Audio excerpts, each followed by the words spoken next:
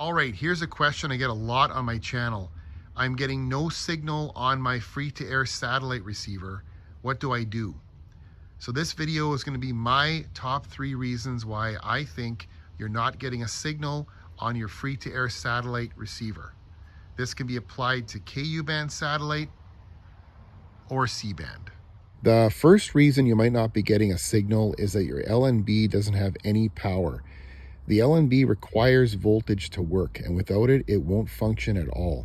A lot of people don't realize that the satellite receiver actually backfeeds voltage from the coax cable to the LNB, allowing it to down convert and amplify the TV signal, and also to do polarity switching between horizontal and vertically polarized channels.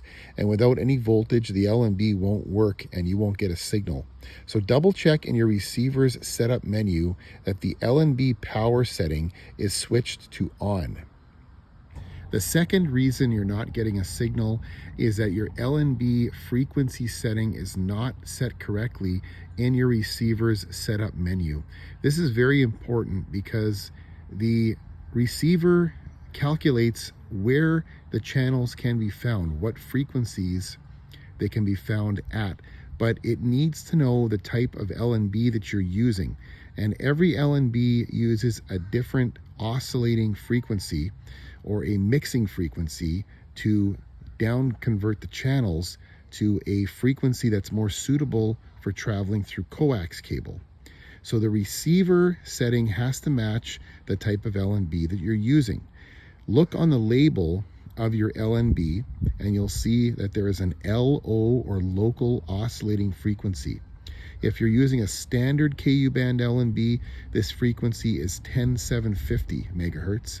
If you're using a universal, it's going to have a high and low, 9750 and 10600.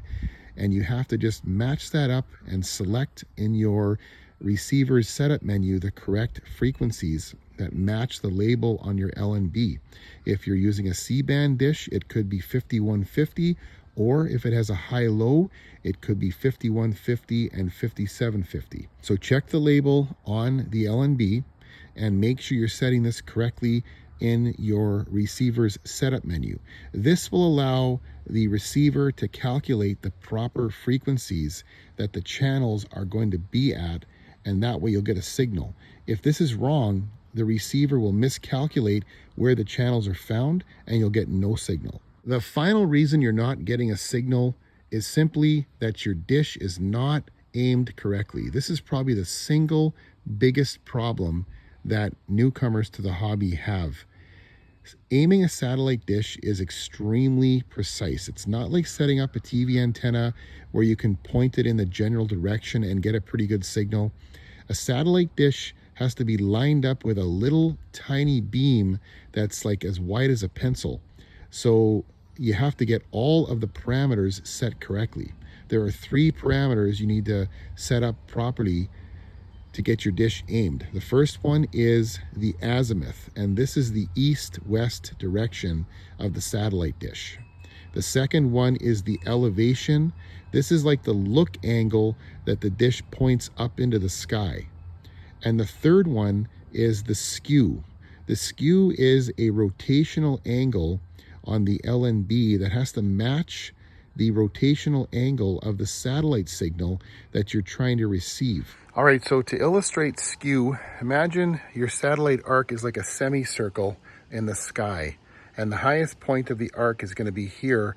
So you're going to have a skew that's pretty much zeroed because that's the satellite that represents the highest point in the arc. But as you go further to the west or east, the satellites are going to have more and more skew because they're moving down that arc. So you have to kind of imagine a tiny little antenna inside your LNB that it gets tilted to match the angle of that satellite on the arc.